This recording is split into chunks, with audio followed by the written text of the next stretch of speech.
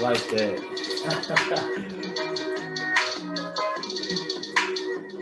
Woo!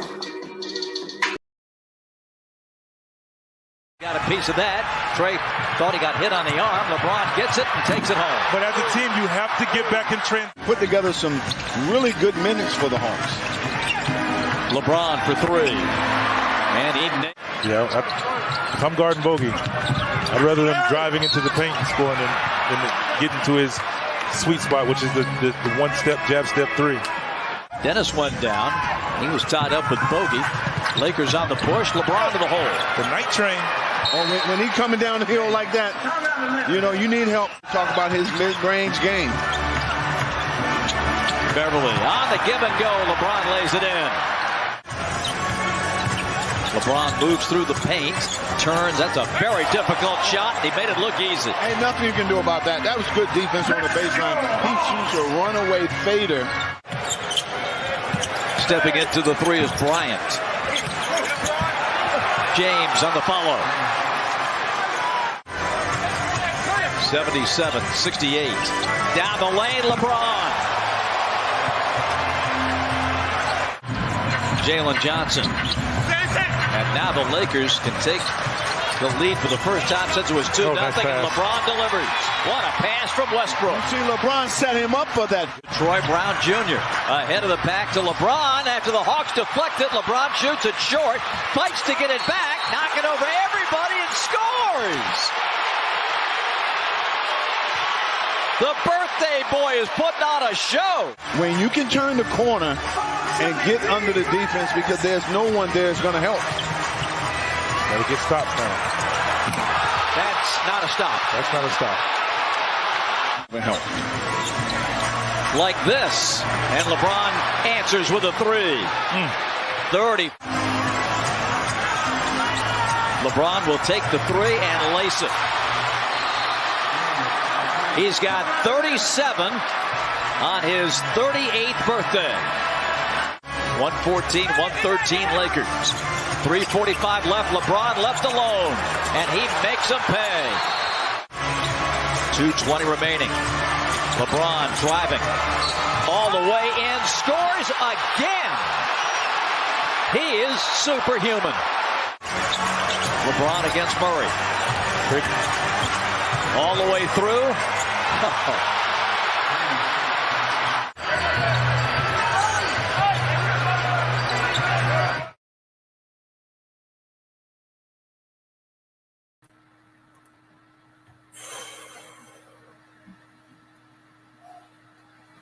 What's good, everybody? Welcome to the Pull-Up Show. My name is BJ Matthews, a.k.a. B Jizzle. And it's your co-host that does it the most. It's your boy at Rick Masters 23. Rick Masters everywhere else. Yo, you already know. The Pull-Up Podcast. Basketball podcast shirts, red, white, black, white, tanks, sweaters, hoodies, man. Come on, y'all. Y'all know the deal. Cash App, $ BJ Matthews. If you want to contribute. So people, we affiliated with YouTube, so you already know. You can leave a contribution in that comment tab. Me and BJ about to kill it for y'all. BJ, let's get into it, man. Like my man said, go ahead and get y'all pull-up basketball shirts, white, black, red. Short sleeve, long sleeve. Short sleeves are $30 a pop. Long sleeves, $40 a pop. You know what I'm saying? Winter, you know what I'm saying? White, black, and red. All sizes, shapes, and colors for both males and females, as well as if you like to donate to the Pull-Up Basketball Podcast, you can do it through the Cash App. $ BJ Matthews. Hit that like button. But before we get started, man, we want to give a special announcement. Today is our first day back for the 2023 season. And our co-host, special man, my right-hand guy, you know what I'm saying? It's his birthday today. So y'all want to send some love, man, you can send it to the Cash App. But my man, Rick, go ahead and give you, a little bit of a intro for the people that don't know you, kind of like what you got to say about your birthday today, man. What you want to tell the people? Well, if everybody already knows, it's January 1st. So, my birthday's on January 1st. I guess a little bit about myself. Me and BJ went to the same high school, man. Pretty much hometown homeboys, man. Both love basketball. BJ pretty much hit me up when I was in the Army. He was like, yo, man, thinking about starting the show. Want to put you on it? Of course, I was like, bro, you know everybody from Kobe to Jordan. Like, what you what you want me for? But that's the love and respect my brother have for me. And of course, I'm always going to support him. So that's pretty much how the journey started. That was years ago, but I am 32 today. I'm blessed to be here. And again, man, this is about the fans. BJ, thank you for having me on as usual. And we love when you guys, are here with us. We love that we entertain. We love for you guys to come in. Thank you, King Breeze. We love when you guys come in and, you share your thoughts with us. Because, me and BJ, we have our perceptions on things, but sometimes when y'all come in and say things, we can look at things different. And that's why we have the format that we do. It's a carefree, free zone place. We done heard some of the craziest arguments, man, over the years. So nothing surprises us. If anything, we gonna laugh. But at the end of the day, it's all love, and we love y'all's support. So let's go, B Jizzle. Before we get started, man, I want to also just say this, everybody. Without Rick, there is no Pull-Up Basketball Podcast. This dude does so much that y'all don't even know about behind the scenes, man. And he makes my job that much easier. So I just have to show up and just kind of just do what I do. But this dude comes, in the back scenes and actually gets things done. If I need him for anything, it's always, even a yes. Or if he can't do it right then, he always makes time for it later. So that's why I picked him. It was an easy pick. And thanks for everything that you've done, bro, honestly. Salute, man. I appreciate you. Salute. But let's get started to business, Rick. We got 2023 year updated. You know what I'm saying? We got to talk about what we just saw with LeBron James, the king. You know what I'm saying? Coming from Akron, Ohio. Had a 47-point game performance against the Atlanta Hawks on Friday night, which I actually watched the game. And I was kind of surprised they was able to beat the Hawks. The Lakers have been up and down all year. AD's been out for a number of games. He can't stay healthy. And LeBron James has been carrying this load, man. I got to also give it to LeBron, for what he did on Friday. That's why we decided to do a dedication show for him. He just turned 38 years old on Saturday. You know what I'm saying? So, opening thoughts, Rick. I don't want you to give too much, but when you saw, the highlights, or did you see the game? What were you thinking when you saw LeBron? Were you kind of like, this is just what LeBron do? Longevity's crazy. Or were you kind of looking at like, damn, this dude's 38, pushing away guys like in their mid 20s, their early 20s, late 20s. What did you really see when you saw that game, man? Let me hear it. Man, look, when I saw the game, to be quite honest, man, just very impressed. Granted, LeBron, he's a freak of nature, he's a specimen, but he is 38. His birthday was yesterday, so let's not forget the man is knocking on 40, and he is out here playing ball. Now, granted, older players, they do have more experience. They do have, especially him being in the finals 10 times. This dude is just a walk-in textbook at this point. He was already phenomenal when he first came into the league. So when you add 10 finals, over 20 years of NBA experience, and as good as he is fundamentally, like I said, I have a love-hate relationship for the man, but as a person, he's a wonderful human being. He's a great man, a powerful black man, a loving father, a loving husband. I have nothing bad on his personal side. But as much as I may criticize him at times, I do like LeBron as a person. And I do think as a player, he's definitely one of the top greats of all time. And, to kind of end it, man, when I saw the game, I was just like, hey, man, that's just what he's always been. Now, granted, he's not his young self because, when he first came into the league in the Miami days, and even when he left Miami, he still had some juice in them legs. So, he was a little bit more vicious. But now he playing like that old man ball where he just uses weight and he just shift people out the way, and he has more of a timing type of game. So you could tell he's analyzing the floor more. But all in all, man, it was just impressive, man. I don't have nothing bad to say. Like he he's LeBron. The only time I get mad at him is when he don't play when I need him to play. Yeah, that sums it up. You know what I mean? Like, we've been watching LeBron, honestly, bro, since 2003. That's when he came into the league, of course. And just him coming into the league, he's already getting the comparisons to Mike and the chosen one, number 23, the whole powder, you know what I'm saying, celebration. So he was already what he was when he came into the league. Being on ESPN at age 18 in high school, man, having sellout, packed out crowds in high school, not having to go to college. So greatness was written all over. We already knew that. But, throughout his NBA career, he's had, as far as longevity, there's no one else, and I think you can't put over him as far as, you know, what he's been able to do for a long period of time. And that's what I really appreciate for LeBron, man. Like, me and you both hoop, Rick. I guess we can both say, like, we younger than LeBron. We're not able to do what he's doing. Mm-hmm. So just think about that. Like, he's able to do what he's doing at that age. It's a testament to how he takes care of his body, a testament how hard he works, a testament to just his physical genetics, and just the spectacular, you know, player and specimen that he is. And I like seeing things like that because we all love, you know, players to be great. And that's what we kind of had to knock on LeBron in the past. Like, this dude's so great, had the talent to be, you know, probably the greatest. If he just had the mentality always on 10, then we could actually say, like, okay, this is why he is who he is. So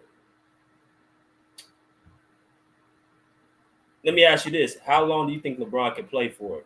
Do you really think he can play till he's 40? Do you think he can play till he's 45? Do you think he can play? How long do you think he can play? Because I think he's kind of taking the Tom Brady route. He's trying to, you know what I'm saying, X out his amount of years, you know, into his mid-40s. What do you think LeBron's trying to do, and do you think he can, you know, accomplish that? I think he's trying to play with his son. He's trying to last long enough to stay in the league to play with his son, Bronny, and also try to get Kareem's, you know, record. So I definitely think he has enough, you know, juice and age to make it to that point. Now, will he be, you know, as robust as he was at certain periods in his career? Probably not. I mean, but can he be effective? Sure. So if I had to, you know, how old can he get? I would say 40, 41. I mean, I wouldn't push it too far because at the end of the day, man, the man has been in 10 finals. He has been playing a lot of games, years and years and years on your body. I don't care how strong you look or how powerful you look. Eventually, Father Time does kick in. So, I mean, if I just had to guess, I mean, he really does take care of himself. We do have better medicine now. We do have better nutrients and coaches and all this kind of stuff. So I'd say 41, 42, really pushing it in my opinion. But, you know, I think he's really just here for Bronny, and he's trying to get those points, man. He's trying to stat pad, pass up Kareem, so therefore he can have another argument by saying, hey, I beat the Golden State Warriors, you know what I mean? And I also got Kareem's number. So he's just trying to do what he can towards the end of his daylight. Yeah, what I think what's going to happen is right now he split the Lakers. I think what's going to happen, he's going to pass this, get this record, you know, in the Laker uniform. He's going to end up dipping from the team because let's just be honest, the Lakers can't stay packed going to next season. They can't keep Anthony Davis and LeBron. They can't continue to do this little duo, this experiment. It's over. So I think right now LeBron gets this scoring title. He leaves the Lakers, and whatever team he goes to, whether it be back to the Cavs or somewhere else, it's not going to be with the Lakers. So I'm with you. I think he's going to play no more than 40, 41 years old. I don't see him going to 43, 40. Like, that's just at the point where it's just, like, pointless. Mm-hmm. But I will say this, watching him on Thursday, he still has his lift. He still has his athleticism. He's bigger, of course. So now it's like guys are just bouncing off his body when he's driving to the basket. You know what I'm saying? Just a head of steam, catches the ball half court and just attacks the basket. That's like a scary sight. Like, remember, we used to think LeBron James in his younger days was scary to, you know, come at us.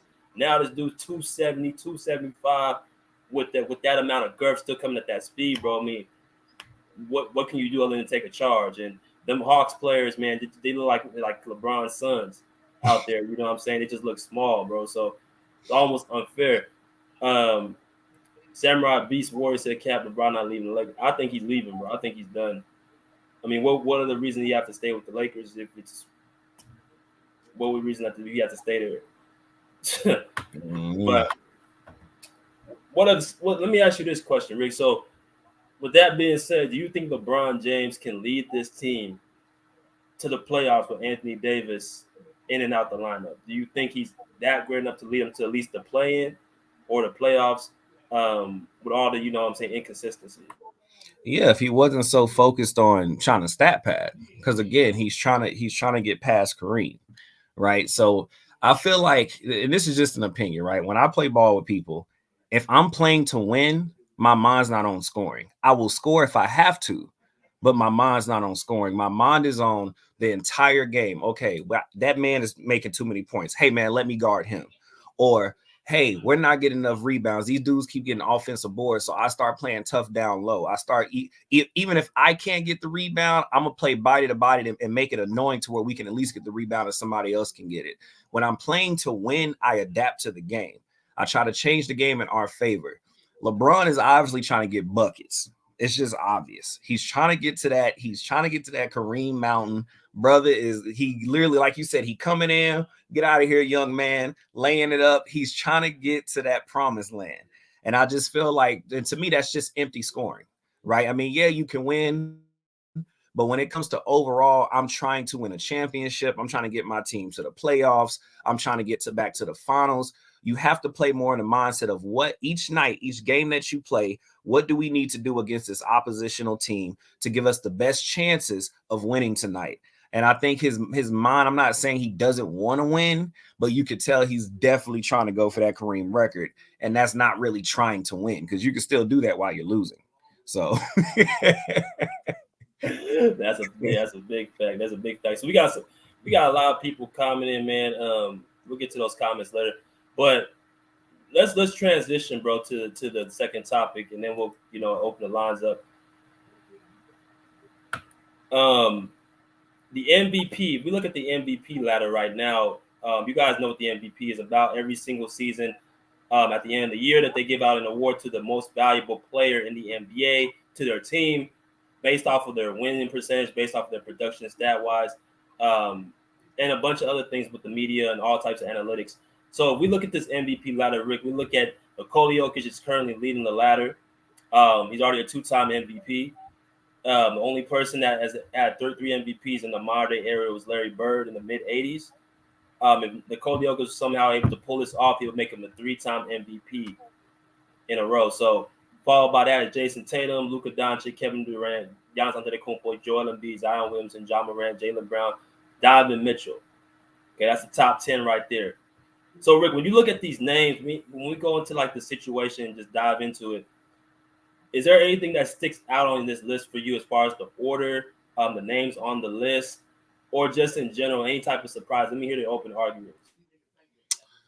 I mean, not really surprised. I mean, I would think Joel would be a little bit higher, but I know it's based off of like winning too. So I know you got to win. I know it's based off the percentages of playing in games. So I know I got to take all that into account. KD has been phenomenal lately. I like the way he's playing. Now Luka, I mean, yo, I don't know what happened. This dude went Super Saiyan God, man. I mean, it's almost like he got the Kobe bug in him. It's like, yo, Popovich said, you ain't hitting 50. I'll get 51 for you. You know what I'm saying? Like, let me go ahead and help you. But, the top three, man, I definitely don't have a problem with. I mean, them dudes are balling. I mean, I'm a little, me, I'm going to let my feelings come in here. I want, Giannis to be a little bit higher. You know what I'm saying? But that's all based off of feelings. So, a Antetokounmpo. He saw a new commercial, BJ. He got to.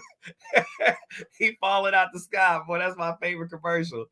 But yeah, man. I mean, a little shock. Zion doing his thing. Okay, they got him at number 7. I didn't see this.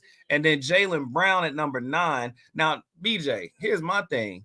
Would you kind of rearrange 7 and 10, 7 through 10? Because John Morant, I don't, dude balling. Donovan Mitchell balling. Jaylen Brown, he balling. I guess those last 4 to me. I'm trying to figure out. It's like I don't have a problem, but I have a problem. And I don't have the words for it right now. But far as the top 3, man, them dudes balling. Point blank, they balling. I mean, I really can't even critique because they really balling. Now, Luka, he's kind of giving me that nostalgia feeling. When you watch great players in the past, like they hear this noise and then they just show up and show you that they ain't nothing to play with. So he's giving me that kind of vibe right now. Of course, we know Joker is not a joke, right? Like he always been a baller. I mean, I do think Embiid kind of got snubbed a few years with them MVPs, but all in all, Joker is he's a dog, man. And of course, Tatum, he seemed like he has a little bit more fire in him. And I don't know if it's because he got beat in the finals, but whatever it is, he's definitely playing with a lot more fire. So, like I said, the top 3 don't have an issue with. And I think those bottom 4, they can move around, shift around. I guess it really doesn't matter. But all in all, man, I'm not too mad at the list. What you think? So when I look at the list, so first of all, let's look at this. Like I said, the MVP is based off of statistics. It's based off of, the media, the analytics. It's based off of the team as far as saying the rankings and the standings. So let's look at the standings first. This is the Western Conference right now. We got the Nuggets number 1, got the Pelicans 2, then the Grizzlies, the Mavericks, Kings, Clippers, Suns, Blazers, Warriors, Jazz, Timberwolves, Thunder, Lakers, and the rest of the Spurs and the Rockets are below those 2. So if we look at the first 4 teams, those are the ones that's leading in the MVP race.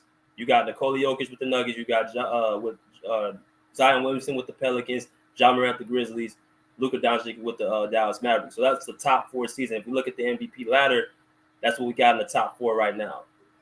Outside of Zion Williamson, you got Nikola Jokic number 1, Luka Doncic number 3, Zion number 7, and Ja Morant number 8. So they're looking at the standings. And if you look at the Eastern Conference right here, you got hold on. I think I'll put the same conference file. I'll put it up right here on my phone, actually. So if you look at the Eastern Conference right now, we got the Celtics, the Nets, the Bucks, the Cavs, the Sixers, the Pacers, the Heat, the Knicks, the Hawks, the Bulls, Raptors, Wizards, Magic, Hornets, and Pistons. So Celtics, Nets, Bucks, Sixers, Cavs are all top 5.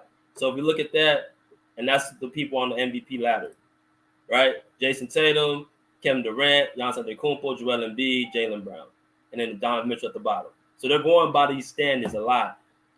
That's one of the things they're going by. Who are you basing off your team, and how well you're able to lead your team to wins?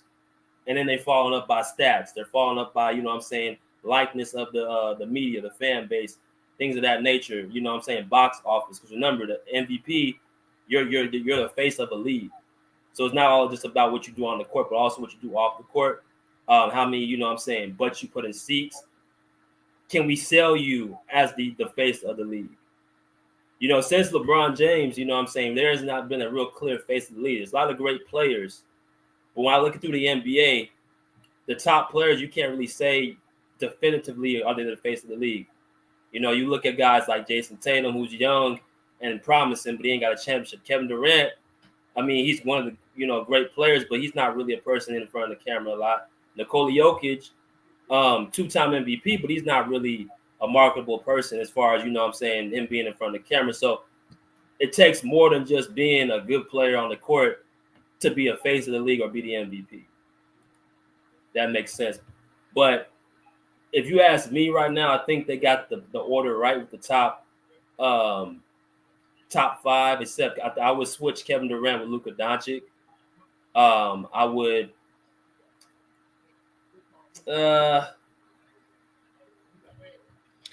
everybody on that list are literally top 8, Yeah. Well, hold on. Dallas at 9, I think. 1, 2, 3, 4, 5, 6, 7. Yeah. Yeah, Dallas at 9, but they still, as far as the entire league, 21. Like they're still one of the teams that's in the 20s, and then of course they got 16 losses. But looking at this list and comparing it to the actual league, it's that's why I said, I guess depending on your perception and your views and how you want to look at it, you can move it around. But those are top ballers, man. Those are top ballers. But I'm gonna tell you who I'm impressed by, who I'm really, really impressed by. Donovan Mitchell. I'm impressed by Donovan, yo. Like that Cleveland team, all right. I be on 2K playing with Cleveland. Like yeah, I love I've been telling Donovan Mitchell's the guy, man. I love Donovan Mitchell, man. Yeah, that dude balling, man. Like Spider is out here weaving webs for real. One thing I like about him, man, he's kind of reminding me of like that old vintage D Wade, that hungry D Wade. Like he has no fear. You know what I'm saying? Like if it's almost like he got that D Wade, Derrick Rose mindset. Like he come in, he ain't talking, it's just ball. He's literally just it's basketball. Like I love the energy, man. Like he a dog. And so he really Spider really impressing me, man. Like he really that Cleveland team overall impressed me. Shit. Bruce said Mitchell, all right. Look, man, that's a compliment from Bruce. I know, like that's a compliment from Bruce. That's a compliment. When Bruce say he all right, that's actually good. Now, when Bruce got to start talking, we know it's a problem. But Bruce say you all right, you good. Don't worry about it. I mean, if we talked about Michael Jordan, Bruce would probably say he cool. Bruce is like even kill. He don't ever show any emotion, bro. Mike, he cool. yeah. What you think about these nice comments saying John Morant or Tatum? What you think about John Morant and Jason Tatum's games? Man, I mean, they're both dynamic, right, in their own way. But it's like, I like that John Morant, his energy alone, you could tell he wants to take over. And I'm gonna tell you what, if I have a teammate like John Morant, it gets me going. You know what I mean? It's like even if we down by 20 or 15, he just keeps playing, man. He plays at a high level. And I think that energy does play a big role. But then when I think about the Boston Celtics, I mean, Tatum off the chain too, but it's like Tatum you got Brown. You know what I'm saying? That's all I really got to say is you got Brown, like he a dog.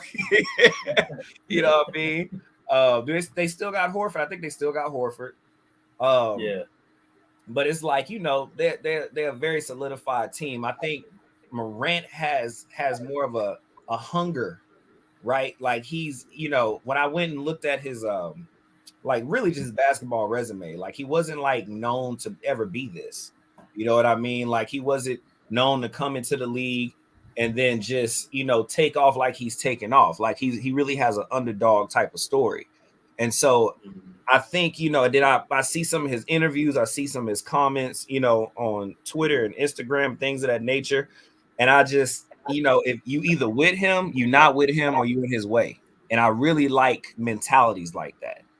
As a teammate, I can roll with that. It makes me want to be a dog, right? So I think when you have that kind of chemistry with your teammates, it's just more fun to watch. I think it's more fun to play with.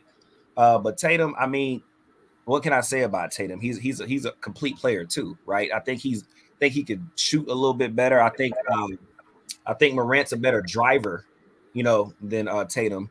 But Tatum, I mean, I like the fact that he can pull up. I like the fact that he's 6'10", 6'9". I think he has a little bit more of an advantage. I think he's more experienced. Obviously, he went to the finals. He always goes decently into the playoffs sometimes in his career. So, I mean, overall, they're both dogs in my eyes, but I just really like Morant's energy. I just really feed on it. So, I go with that.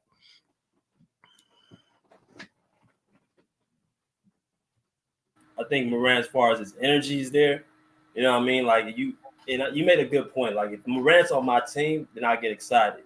And that's what the team with Memphis, they always seem to be upbeat and ready to go. That's all for John Morant's energy. So you definitely, when you're his teammate, you're going to get like an edge. You're going to get some type of energy going. So that's good.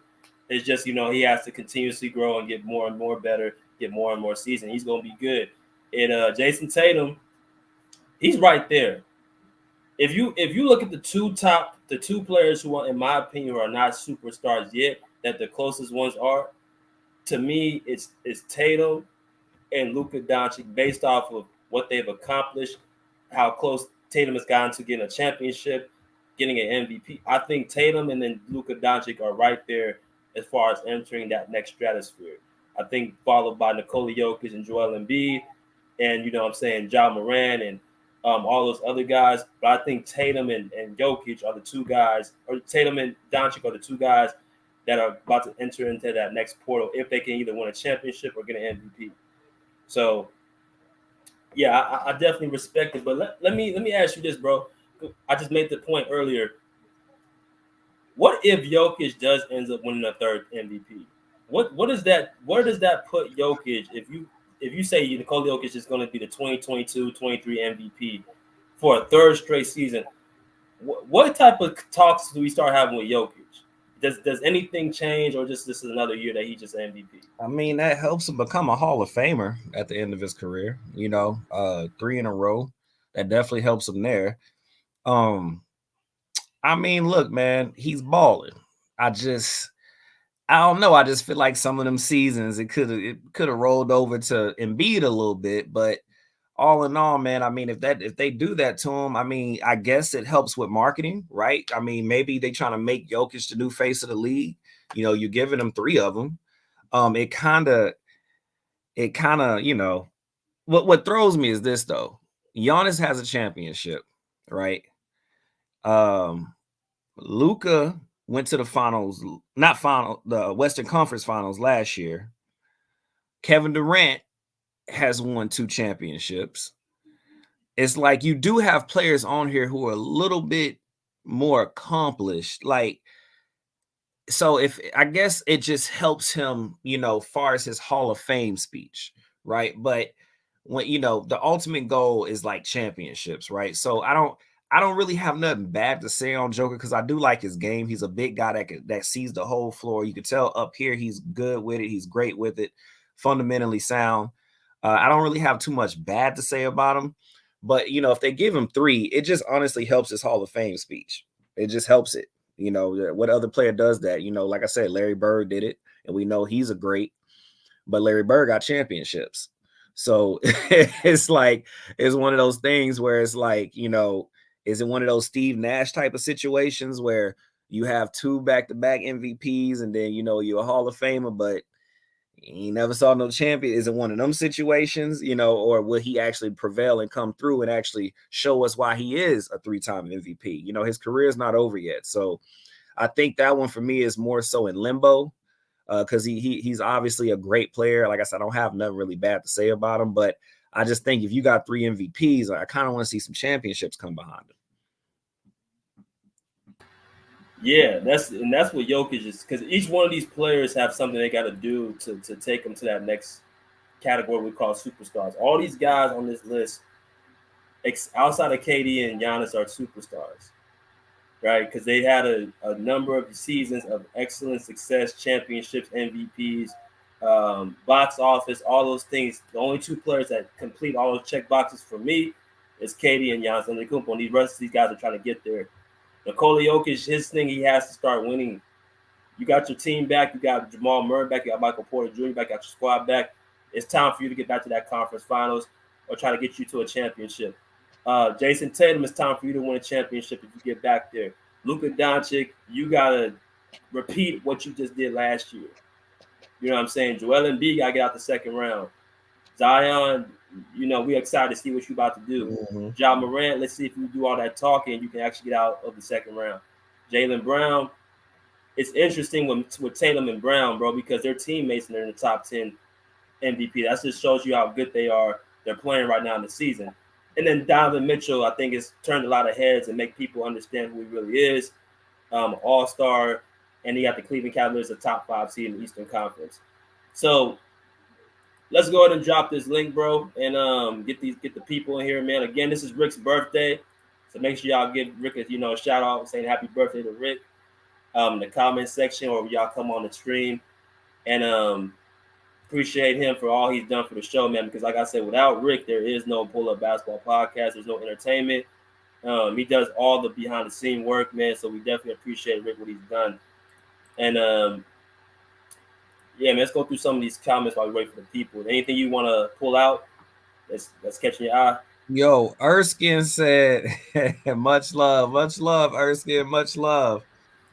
Let's see. Happy New Year's, nephew, Big Tone. Okay, I'm scrolling through. Andre said, Bubba said, does playmaking make up for defense?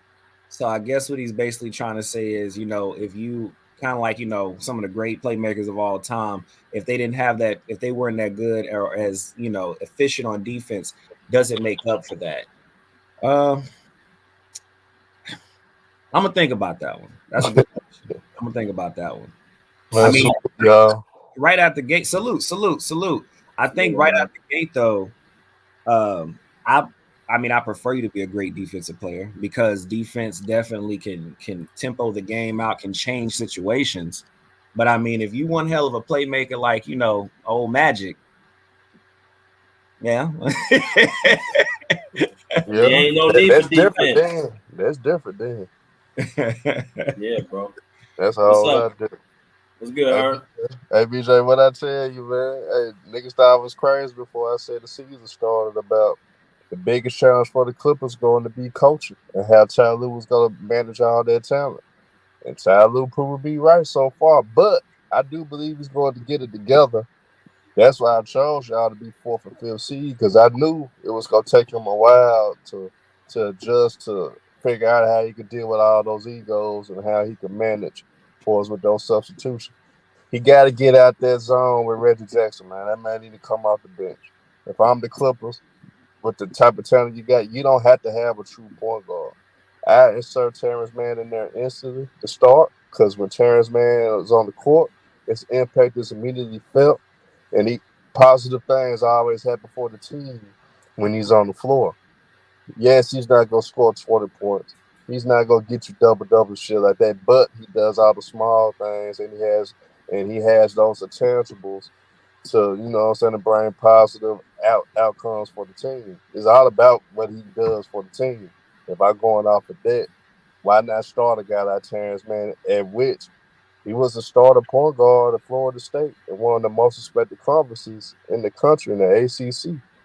People don't realize when you're in the ACC in college basketball, you face the dogs every fucking night in the ACC, and he was an All American point guard. So I mean, I don't know why the Clippers ain't really try to experiment with him a point guard in the first place.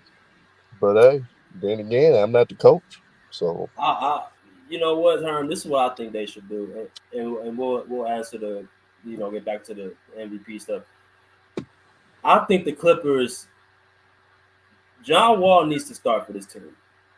I think Reggie, I'm with you. Reggie needs to come off the bench, but it's a reason why we're so slow in transition. We're bottom of the barrel when it comes to transition points.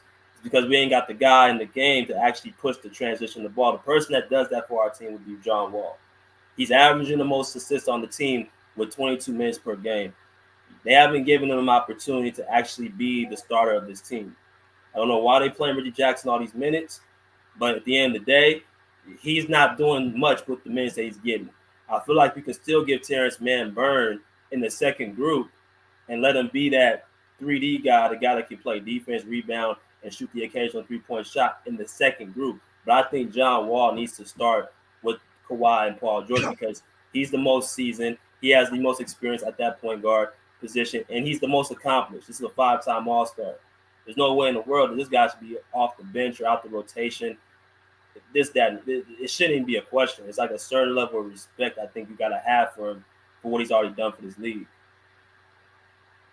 I totally agree, and I believe that Roku should get more minutes. Robert Covington should get Right.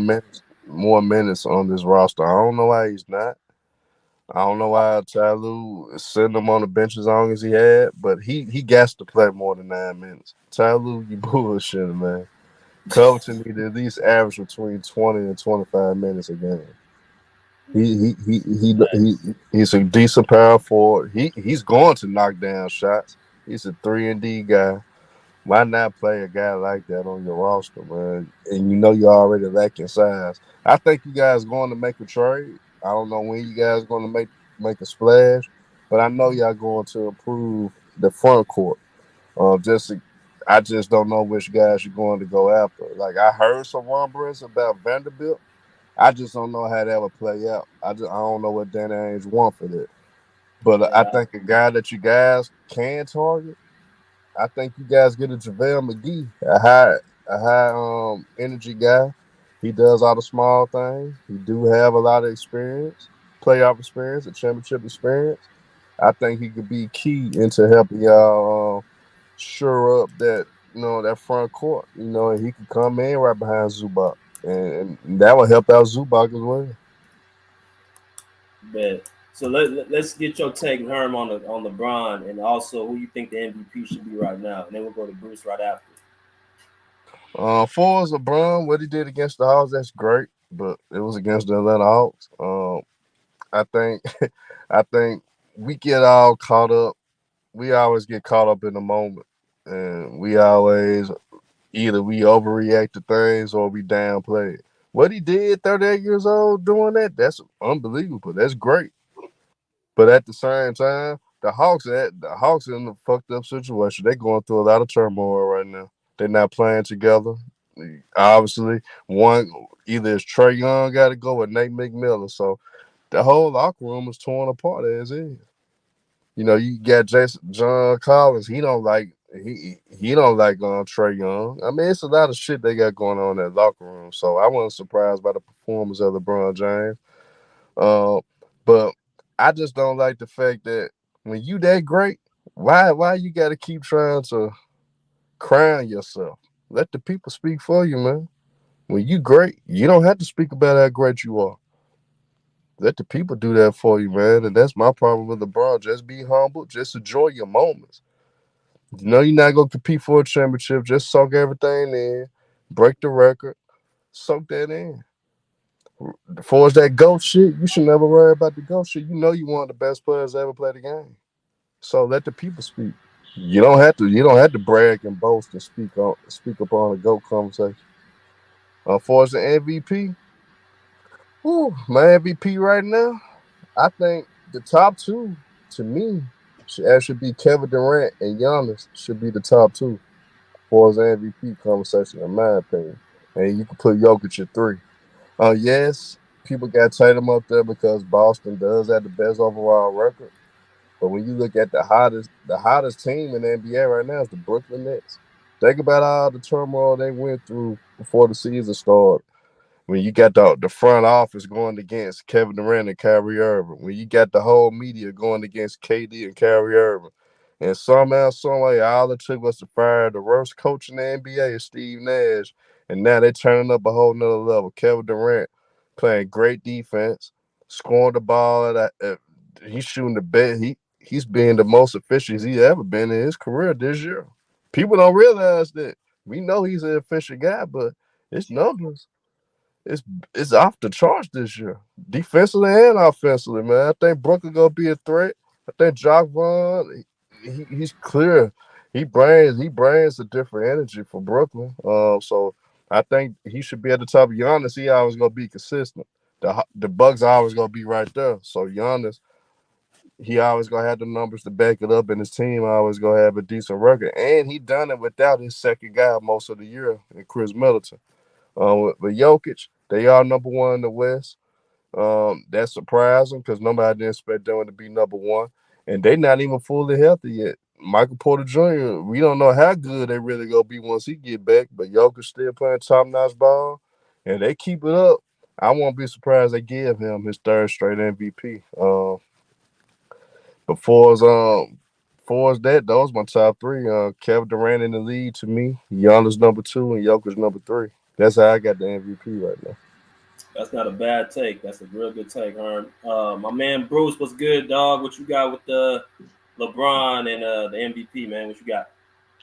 Good evening, guys. I hope you guys had a good day for the first day of the year. And I didn't know that it was Mr. Master's birthday today, so I want to wish you the best. And that's a great birthday, man. The first day of the year. That's like a new beginning.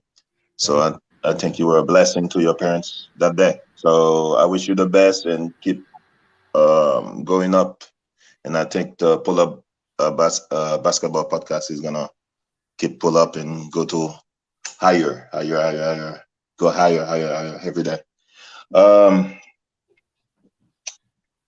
I'm not impressed at all, like 0% with the LeBron game against Atlanta. Atlanta Sunbirds, Atlanta Parrots. There was nothing there. What it was YMCA game. It was just running. He's bigger than everybody. There's nothing. I was not impressed at all. I was like yawning. I was like, okay, whatever. I told you guys, Atlanta is short. Nobody is big. And said that Atlanta is they don't want to coach. The best player on the team, supposedly, he doesn't want to coach there, and don't want to practice. Players don't want to practice. They don't want to come to practice. That's nothing, man. That's not impressive at all. Okay. To me, LeBron James has become a stat padder. He's trying to collect his checks, his retirement money. That's all he's doing now. Okay. Complaining all the time. Every year, there's always I need help. I need help. I've never seen a great player, supposedly greatest player of all time, whine this much. I didn't see other people, other great players whine about players they have. They just fight, you know. And I've seen other great players. This is the first great players I've heard whine so much, you know. And for the MVP, I think KD could be the leader, but I don't think they're gonna vote for him because he talks about the press too much, badly about the press. They're not gonna vote for him. So when you talk about badly about the press a lot, they're the one who's voting. They're gonna punish him for it. So, and Jokic is like a gentleman. They love him. He's like a sweetheart. Him and Luka Doncic. He's like the new sweethearts of the press because they always smiling and they always say yes to to interviews, and they're not bashing the press. They never bash the press. So and I don't see why Luka is like MVP candidate. He beat Minnesota twice. Minnesota twice, and they play Knicks without Brunson and Garrett. How is that impressive? And barely won against the Spurs. Has to miss a free throw so he can grab the rebound and run, so they can beat the Spurs. And they're terrible on the road. So I don't see why Luka is MVP candidate. And Morant, top 8 of MVP. What? No. That's your man, Herb. That's your man, man. Hey, Bruce, guess what? I'm not even mad at that because I've been hard on John Morant. I'll see John Morant. You need to shut your ass up. You want to have a guy like Bruce coming up in here saying that you shouldn't be an MVP vote. Don't write checks that your ass can't cash, man. You woke up all them teams in the West. They're going to be willing to whoop your ass night in and night out. You better bag that shit up, John. And you better stay in that top 3 seed because if you don't, your ass might lose in the first round. And you drop to 4 or 5, you going to play them Clippers first round. And you got to come with it, my boy. You got to What's come with Memphis' it, record against the West teams? Terrible. You let Phoenix Suns without Booker. Yeah, that was piss poor. Chris Paul is almost out of the door in the NBA. And but they Cam had Johnson is win not on against there. the Pelicans, though. They did They beat New Orleans, bro. That's the team they seem to beat in the season, New Orleans. Hey, but Bruce, I'm gonna be real though, bro. It's a lot of different matchups I see though. That it all depends on the seeding for these certain teams to see how far they gonna go. Like for instance, if the Grizzlies like the 3rd seed and the Pelicans 2nd seed, the Grizzlies might can go to the Western Conference Finals. Go ahead. They could win their first round matchup, and they could beat New Orleans. So that might be an easier path to the Western Conference Finals. Now, let's just say the Grizzlies be like a 4th or 5th seed. They're not good against Denver. They're not good. We ain't seen them against the Clippers yet, so I can't judge that. They're not good against Dallas. That might be a bad seeding for them to be a certain spot. So if I'm the Grizzlies, you gotta make sure you stay at least around 2 or 3. I wouldn't even want to be 1 because 9 times out of 10, you probably would play the Clippers or the Dallas Mavericks in the 2nd round. So I don't know if they can match up well with those type of teams. I mean, the Grizzlies, it's all about matchups. They're worse, man. Phoenix were getting their ass whooped until they played Memphis, and look how they played against Memphis. I mean, they beat the Pelicans because Pelicans don't have a point guard. Yeah, but the Pelicans still been whooping most of everybody's ass without a point guard, though. Yeah, okay. I mean, it's all about matchups, though. In the West, that's what it is. What you think, Rick? I mean, yeah, happy birthday, man. Appreciate it, Herm. Man, because both of them got some good points. But I think, regardless of the point guard or not, man, I mean, that basketball is strategic too. So it comes down to matchups. I will agree with that. I think you use what you have. You know, you definitely try to make a game plan. But like Herm was saying, I really want to see them against the Clippers. The thing is, though, man, we really don't know how the chips are going to fall at the end of the day. I mean, whoever you get, you just need to get prepared for. And, you know, Herm made a good point with, you know, they play against Dallas or they play against, you know, the Clips or whatever. At the end of the day, look, man, if we give you another MVP, I'm going to need you to show up. You know, and then Pelicans, they look, I've been excited since Zion came back. So I'm just like, you know, we're going to see what old Zion can do when he get them rocket legs going.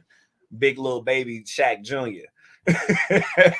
They're sure what the hell he is. They're sure what the hell he is. So I'm just, you know, I think when it does come to matchups, it does come to game plan and strategy on the fly, building the plane while it's in the air type of situations. We know that the playoffs is a different dynamic. We know it's a different type of vibe during the playoffs. You know, they really, really trying to win. So I think at the end of the day, man, it just comes down to, you know, who just wants it more, who makes the least mistakes, who executes on the plays better.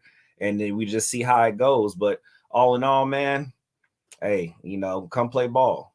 That's my mentality.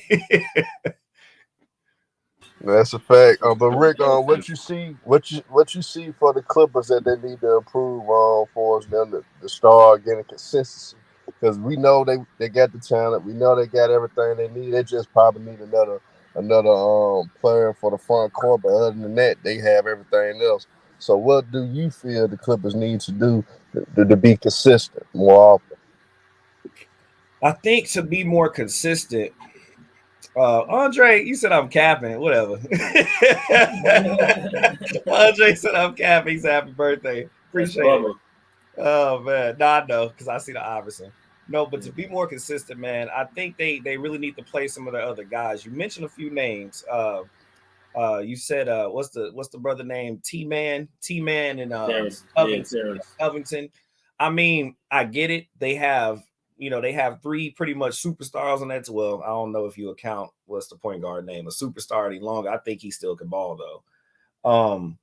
But I think Talu's he's still trying to figure it out. But I mean, we got to get to a point now within the season where we need like a set starting five, right? And so I don't know if he just has so much respect for Reggie Jackson since Kawhi has been hurt, and he just wants to, you know, based off of just the, you know, people being hurt, that him and Paul George are just his guys that he's comfortable with.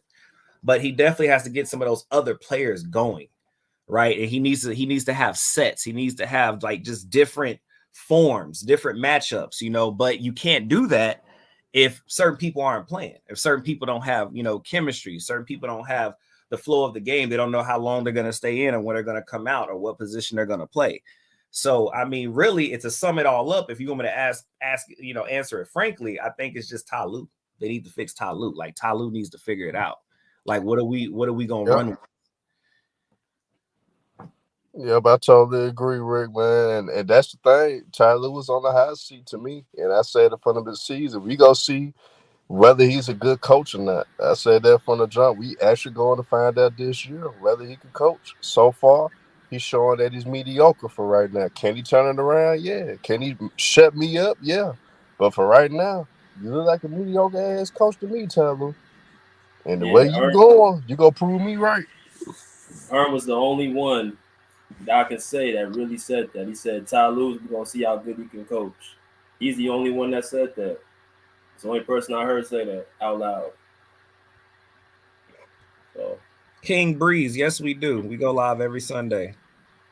Yeah, we go live every Sunday morning. Today was special, so we did it at the nighttime, but we go live every Sunday morning. So make sure y'all hit that like button when y'all come in here. But let me ask y'all another question. What's y'all definition of MVP? I'm gonna start with Rick, and I'm going with Herman and Bruce. How do y'all define MVP? What's y'all MVP like? Tell me what it would be like. The first thing when I think of MVP, most valuable player, is if you take the most valuable player off that team, basically the team ain't nothing no more. So when you take Giannis off the Bucks, I just quit. I mean, it's like, what's the point? What's the point of even watching the Bucks? Like, and so when you take the most valuable person off that team, what changes happen? right? Like what tends to happen. Plus, when the person is playing, can you stop them? When you think about the Jordan days, it's like people was like, damn, man, we got Jordan on the calendar. Like, how do you make other team, like the oppositional team, feel when they play you? It's like, damn.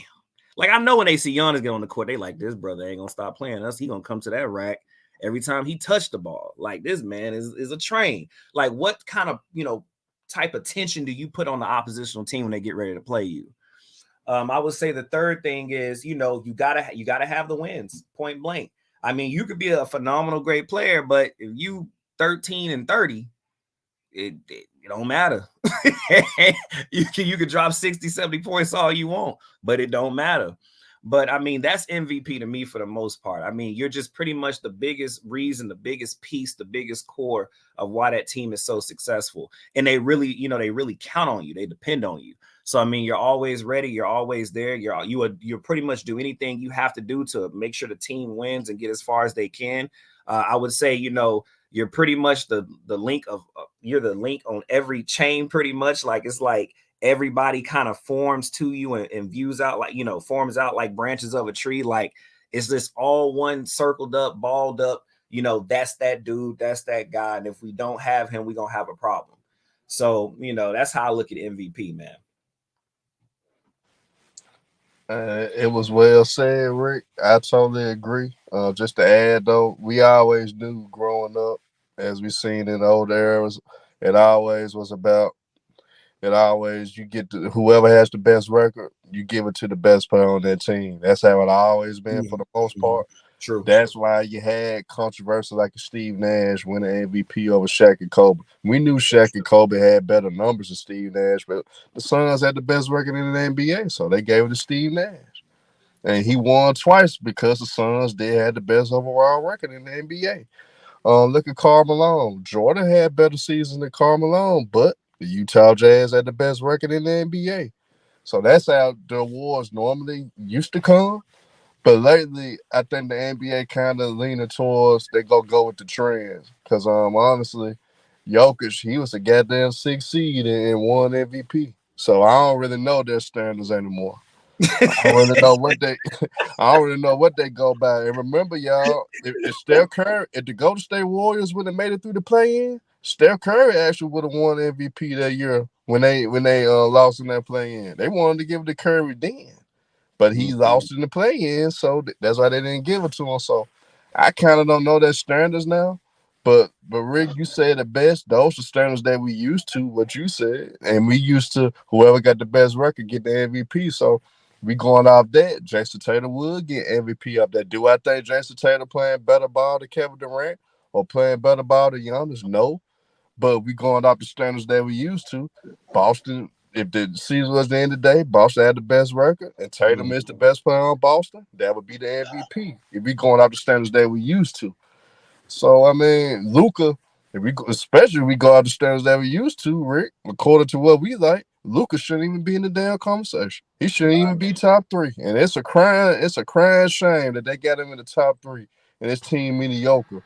And they won win over 500 if I'm not mistaken. Herb, do you think they're trying to make Luka the new face? He's so young. You think they're trying to make him the new marketing face like LeBron? Trying to Of take course. Of course they are. But they gotta understand that still though Luka gotta make an impact to the point where that Dallas be one of the top teams in the West. It's gonna be hard for them to market that if Dallas always mediocre. But we are seeing that they pushing them. Think about it. Everybody caught in the moment. They seen that 60 points, 21 rebounds, 10 assists. So motherfuckers going crazy over there. So that's why he moved up like he moved up, because he caught in the moment. Then he just came back with a 50 piece. So people are getting caught up in the moment, but Dallas still not good at all, though. Still not good, though. He getting the numbers, but they not good.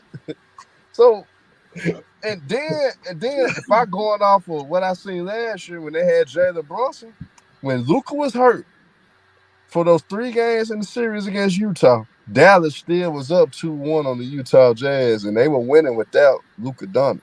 So obviously, the loss of Jalen Brunson really showing this year for the Dallas Mavericks. So we really seen who was valuable on that team. Jalen Brunson was one of the most valuable players that Dallas had. And his effect, him not being there, that's really fucked up that team. It really has fucked up that team with them losing Jalen Brunson. And we clearly see that right now because he did a lot of things that people didn't recognize then. He took a lot of pressure off Luka. A lot of people didn't realize that. They should have learned from what they saw in the playoffs that Brunson could play ball. It just Luka at times didn't give Brunson the opportunities because he do hold the ball a lot. He do dominate the ball. So Brunson, he becomes a spot and shoot guy. But we clearly see the impact that Jalen Brunson had on the man. So I mean, hell, Dallas still mediocre with Luka on the court, and they mediocre when that nigga don't play. So it really is not a big drop off. When he doesn't play, it's not a big drop off because they're still in the middle of the pack. They're still right there. But when Luka plays, they're still right there too. They just got another great nigga on the court. So I mean, I wouldn't have Luka at all in the MVP conversation. He's not even top 5 to me. If it was up to me, Luka ass wouldn't even be in the conversation. Wouldn't even be in the top 10 conversation right now. That's all. He's great, but he shouldn't be in the MVP conversation. His team mediocre. Yeah. Okay.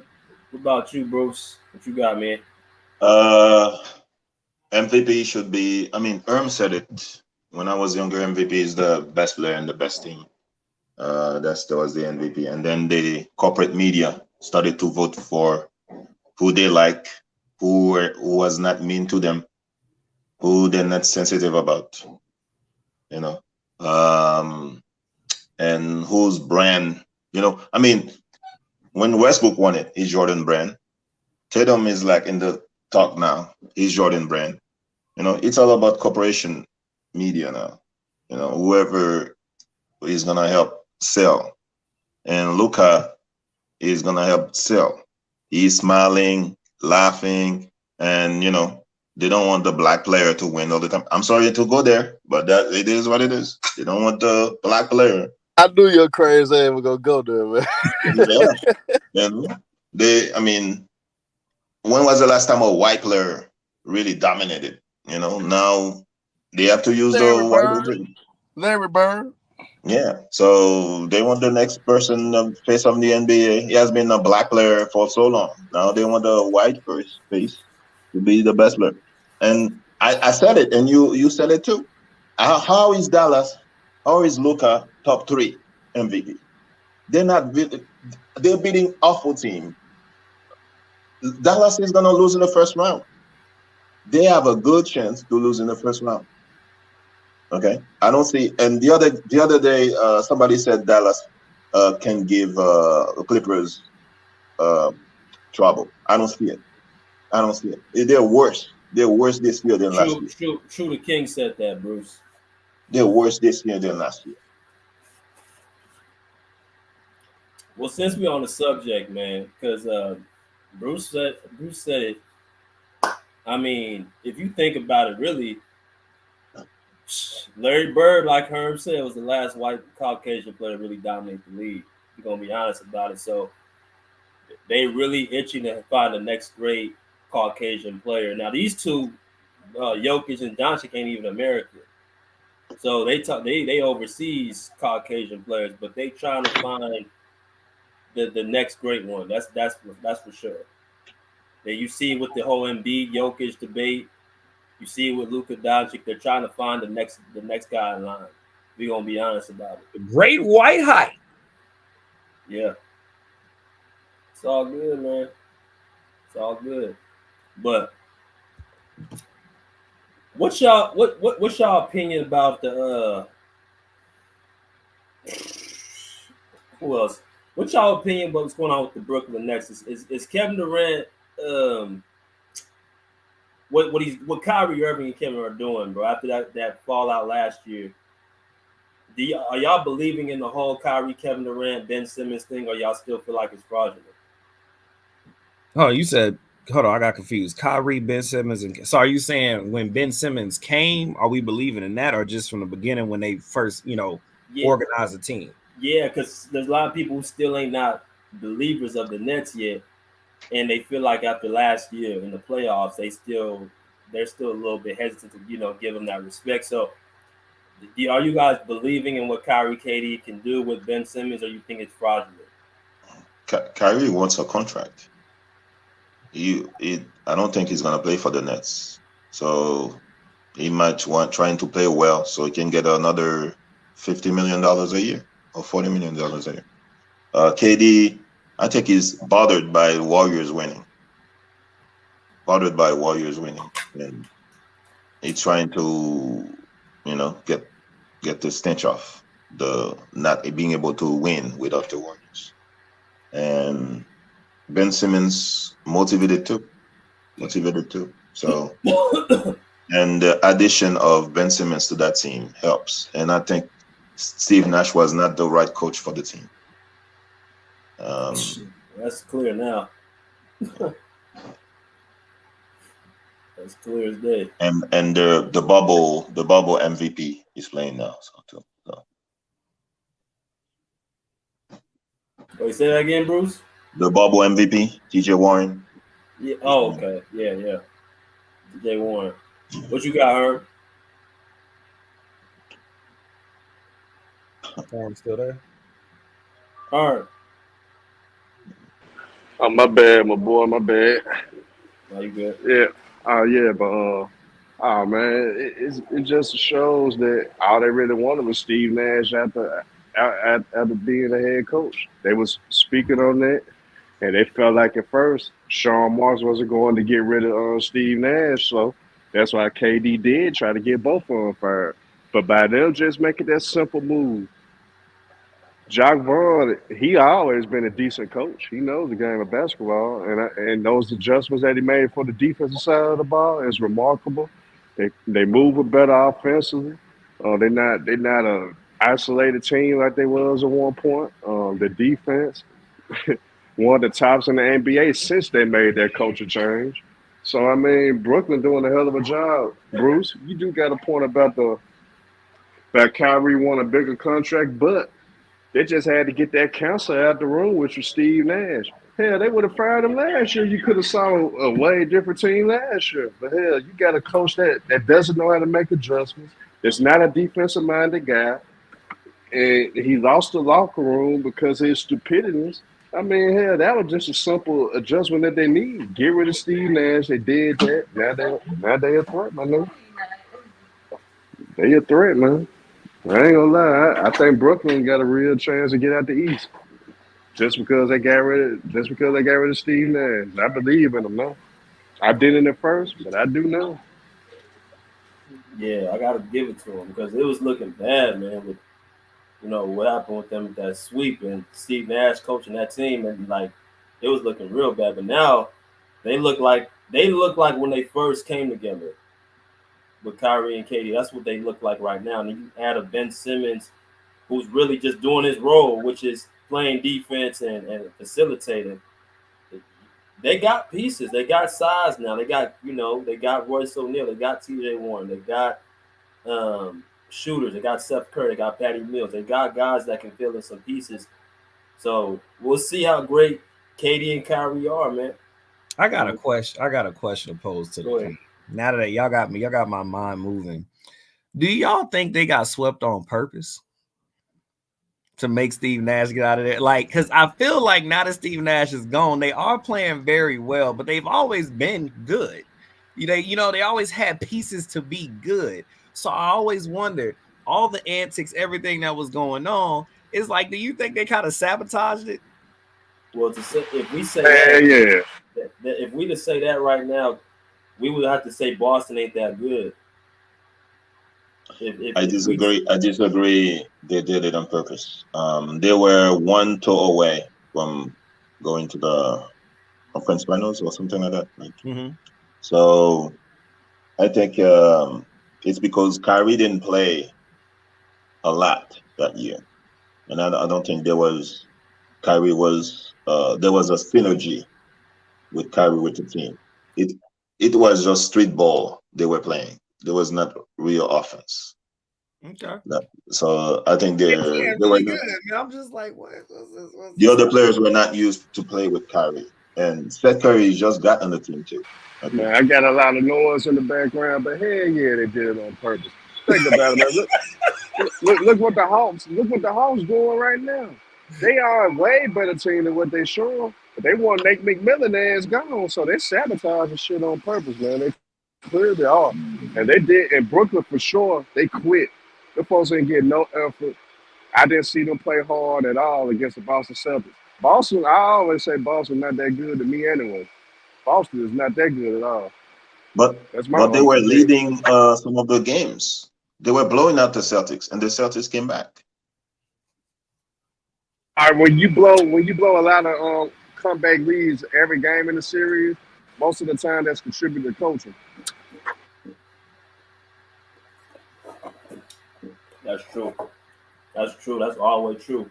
Like, I'll say this though, what Bruce said. Nigga, that chicken good. The chicken's off the chain. That chicken's off the chain. He said. But So. But I'll say this though, the Nets were always in every single game they lost in against the Celtics. It was always a close game. So it wasn't like they was getting blown out. So I don't know, man. I mean, who knows, man? But right now, I think they probably did it at the beginning of this season. I don't know about last year. But. Yeah, I think they did this season. I think they definitely did. I think they tried to get Steve Nash out of there. Yeah. Well, all I know is we've been calling them the Brooklyn Monstars, and they're starting to look like it a little bit now. So we'll see what they do. I mean, they have a lot of shooters now. I don't think they had shooters last year. That Yuju Wadabe or something like that. And Joe Harris hasn't even been playing, and they're winning games. So Joe Harris is going to go back now. And then you have Patty Mills shoot. And I think they didn't have the defensive player like if they need a stop or somebody who can do on-court pressure. Ben Simmons is good at that, man. He can pressure the opposing team point guard. You know, I've seen him so many times. He's stealing the ball from the point guard of the other teams. So they didn't have that last year. That's a good point. Big fan, Breezy. What's good, man? What up, man? Salute the channel. Salute the panel. Nash is trash, bro. I see y'all trying to make a case, but he never made no in-game adjustments. And to keep it where y'all got it, in the interview on the commercials in the playoffs, the reporter will always ask the coaches, like, what did you do to stop KD? They was asking Ime that, and it was like, yo, we're gonna let other players beat us. Hence, Bruce Brown outscoring Kyrie and KD in one of those games. Steve Nash is, I slap you on the butt, tell you have the best game you as possible, but I got no X's and O's. I got nothing for you. I'm just rooting for you like a fan. And he lost the locker room because KD, in my opinion, and Kyrie, they came there to change the narrative about how they could win and how good they were. And Nash, in my opinion, he botched that whole assignment. The whole interview about KD and Kyrie saying, "Oh, we don't need a coach. I could be a coach, or KD could be a coach." In that very same interview, they said Jacques Vaughn could be a head coach. And I'll say this, landing the plane, BJ, shout out to the channel. Like I said, listen, they did not want Nash as a head coach. I'm going to stand on that. Sean Marks wanted Nash as a head coach. Sean Marks had a prior relationship, and Joe Tsai has a relationship with Steve Nash outside of basketball. They got a business relationship. They part owners of a soccer team or some shit like that. So my point is, the narrative of KD and Kyrie wanting Nash to be a head coach should not. It's just, as a fan, seeing us do those 3 seasons, no. And I'll prove it. Well, this I can't prove it, but my opinion is the proof was Nash. Sean Marks knew Nash couldn't coach, and that's why we went and did the James Harden trade, because he knew that he needed a floor general, and our floor general was Spencer Dinwiddie. Spencer Dinwiddie got hurt 4 games into the season, and they knew that Steve Nash wasn't equipped to be a championship team head coach. Maybe he could start off with maybe like, I don't know, just a team, a subpar team, a play out team, a team that's trying to build or rebuild, but not the Brooklyn Nets. You know what I mean? So I don't want to, make Nash look totally bad, but the narrative of KD not doing the right thing and Boston just, the narrative is, oh, why, if he's so good, why KD didn't do this, that, and the third? Trust me, you need your coach to give you a perspective from a vantage point. And the vantage point is from the sidelines. Yo, I see this, I see that. Yo, he didn't tie his shoe, attack him from the left side. Whatever it may be. Case in point is, now that Jacques Vaughn is there, you can see an immediate difference in head coaching. And I just wanted to segue and say, I seen you do the podcast the other day about Ty Lue and how he's on a hot seat. So it's like, realistically, how many games did Paul? It's not a duo over there with the Clippers because Kawhi Leonard missed so many games, and I contrast that to Kyrie and KD because they played 44 games in 3 seasons. And I asked you this last time, but I couldn't hear you. I was at the barbershop, BJ, my fault. And this season, accumulatively, we haven't played 44 games with Kyrie and KD on the same team yet, and you see the progress and just them playing these few games together. So that's what I'm saying. Tyronn Lue could only do so much with having Paul George and supposed to have Kawhi Leonard. Had Kawhi Leonard been as available and healthy as a Paul George, I see a lot of success in the Clippers. But not having Kawhi Leonard it gotta hurt the Clippers. You know what I'm saying? The same way that it hurt the Brooklyn Nets not to have Kyrie Irving, but for only 21 games last season because of chemistry. Not necessarily just the numbers part, but the chemistry, the knowing your guys' spots, pause, and that type of thing. You know what I'm saying? So I don't know. I just wanted to say that. I heard y'all talking about KD and everything like that. So. Bruce, go ahead.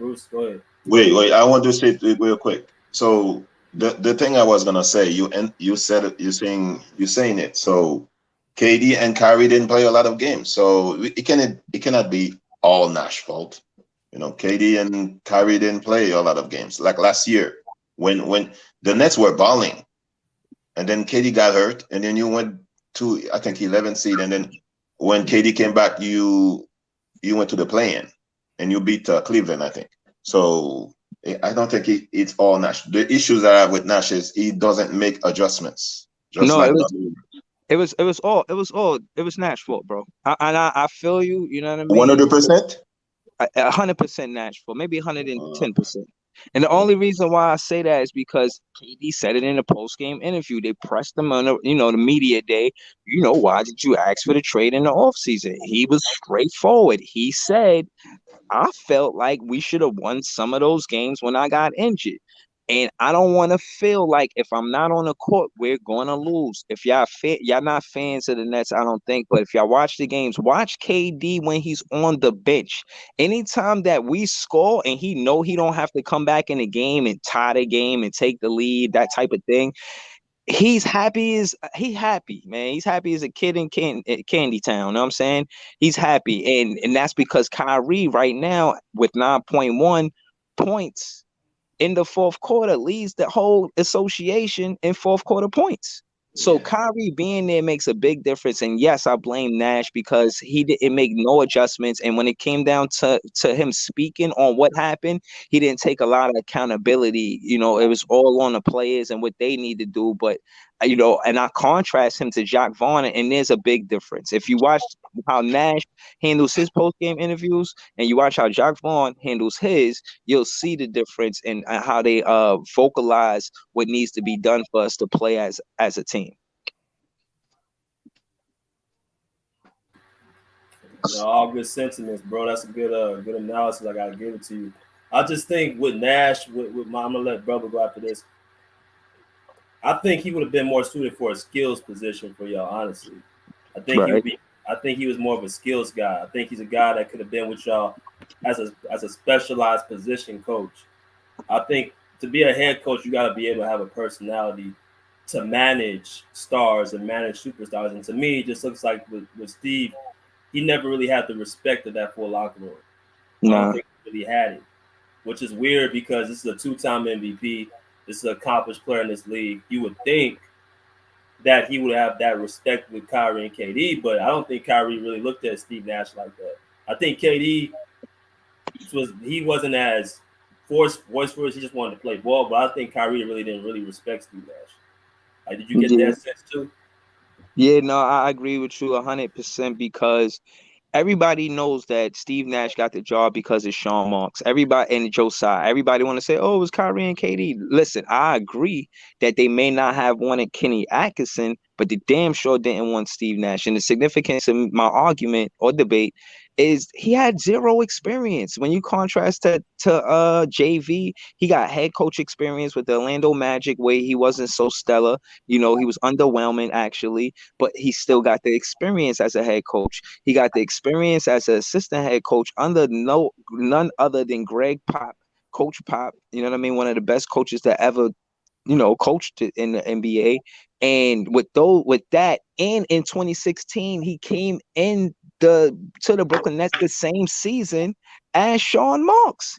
He was the man for the job in the first place. Steve Nash, they gave it to him for whatever reason.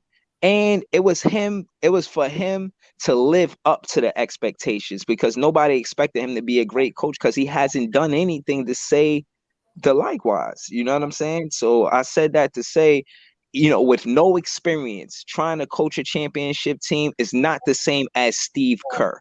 Steve Kerr might have been a first time head coach with the Golden State Warriors, but he was a player for Coach Pop, and he was an assistant coach with Coach Pop. So with those two things, and again, just so y'all know where I stand, I hold high regard to any coach that comes from the Spurs ball club.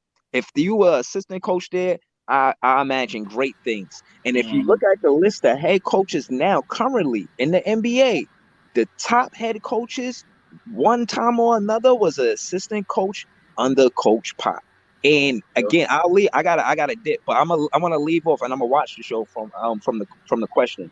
I'm asking the panel, in y'all opinion, how much do y'all contribute coaching to winning basketball? Like, what's the percentage? I say that the coach is responsible for like 40 to 45%. I even go far as to say 50%, but I'm gonna say 40 to 45. And because the other 5% is the superstar stuff. Like, they just amazing player. There's no way you coach that. They just that good.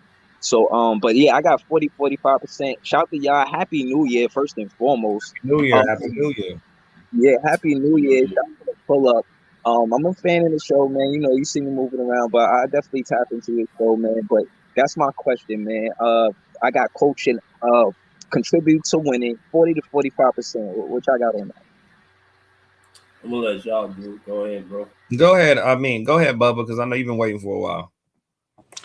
Yeah, happy birthday to you. Appreciate it. Yeah, I just want to happy say birthday, bro. I didn't know that. No problem. Salute. I just want to say that the Brooklyn Nets, they're on the road right now. Like, they have an 11-game win streak right now. That's super cool. Which I think they're the second seed in the league. I didn't really see them being a second seed heading into the season, so I want to give them major props. But as far as the coaching go, I mean, Big Fan Breezy, I've been on his channel multiple times, and when the team wins, he gives the players the credit, and when they lose, he gives the fault to the coach. Because when the Brooklyn Nets smoked the Boston Celtics in 2021, I didn't hear any of the Brooklyn Nets fans say, "Oh, Steve Nash helped us." It was all Kevin Durant, Kyrie, and James Harden. So why is it that when you lost, you try to put it mainly on your coach? If your best player does not respect the coach, do you think he's going to really listen to the coach's adjustments? If we really think about it, I mean, we all know he's Kevin Durant. Like, I know who he is. Y'all know who he is. You know what I'm saying? He has an ego, and I don't think Steve Nash didn't want to make an adjustment. He probably wanted to make an adjustment, but Kevin Durant and Kyrie Irving, because they don't respect their coach, they didn't really listen to him. They went with, "Oh, I mean, I've been playing this game at a high level. I'm way better than you, so I'm going to do what got me here." And that is what I believe led them to get in sweat, because if you had listened to your coach, it might have not happened that way, because we saw Steve Nash what he did in the Boston Celtics series a year before. So what was the difference between that series and this series now? That's what I gotta say. Okay. Bruce, what you got, man? We got a few minutes left. We gotta end it.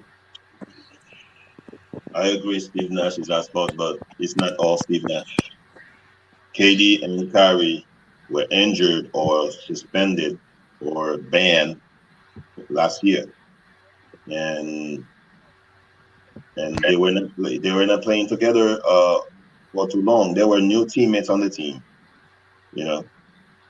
They were new teammates on the team, and other players were not focused. So it's not all Steve Nash. Steve Nash is like 50%. I think the players are 50. I don't think it's all Steve Nash. My issue with Steve Nash is he didn't know how to make adjustments. You lost the first game, when you stop. Okay, so you lost the first game, and they could have beat the team. They were leading some of those games, and when you see some coaches, when they see the other team is coming back, they take a timeout. Steve Nash doesn't take timeout. He lets the team play until when it's really dire, like when the Nets is down 6, it's like, oh, let me take a timeout. He doesn't know how to take timeout, and when he takes timeout, it's the same thing again, one-on-one. That's what I didn't like about him. But the players, like Bubba said, they wanted to do their thing. They wanted to play street ball, one-on-one, ISO. It was all ISO. That's all the plays were. ISO, ISO, ISO, ISO. I didn't see anything. No creativity. So Steve Nash and KD Kyrie, I think, were to blame last year.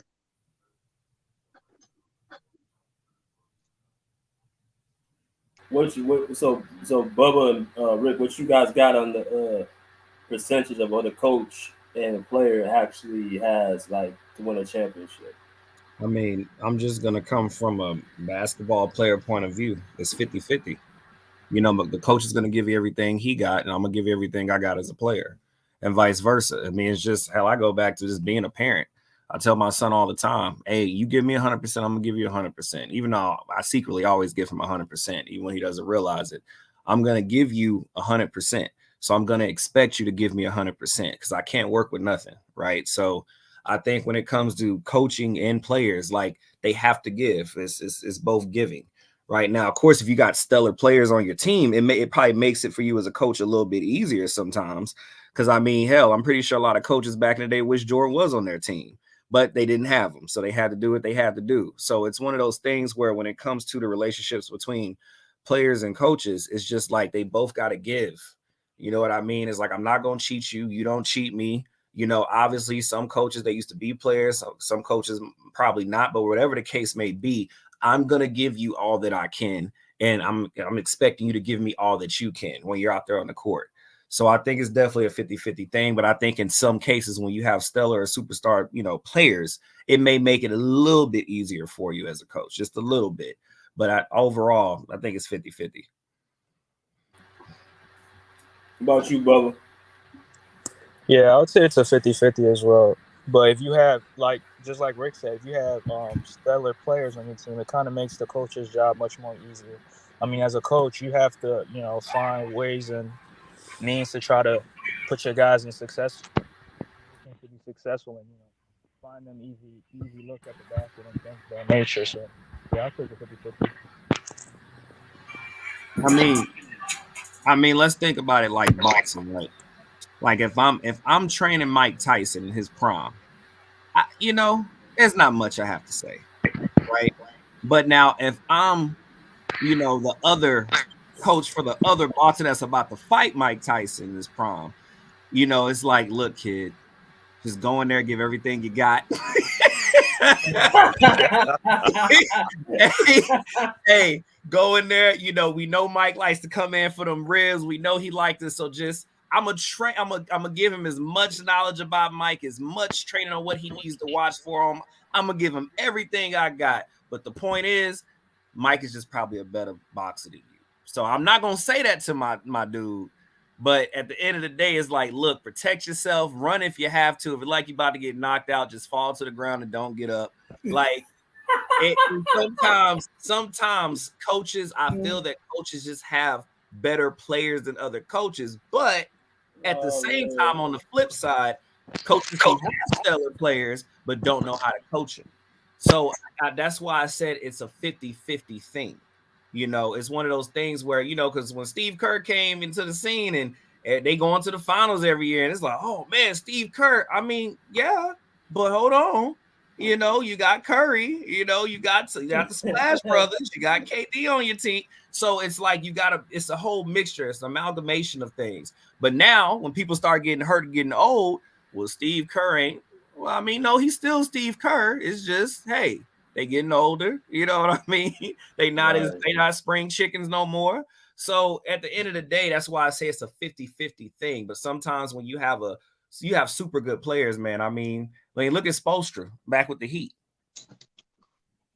I mean, like, what? He was a good coach, but you had some Hall of Famers, like 3 Hall of Famers just up there chilling. I mean, all you really got to do is just make sure you call the right plays and put them in the right spots, and hopefully LeBron decides to play tonight. That's it. Right. Let's not forget. I'm sorry, go ahead. No, go ahead, Bruce. I'll go after you. Let's not forget, KD and Kyrie are 2 of the most weird basketball players I've ever seen. They're mercurial. KD said he left OKC because he liked the way that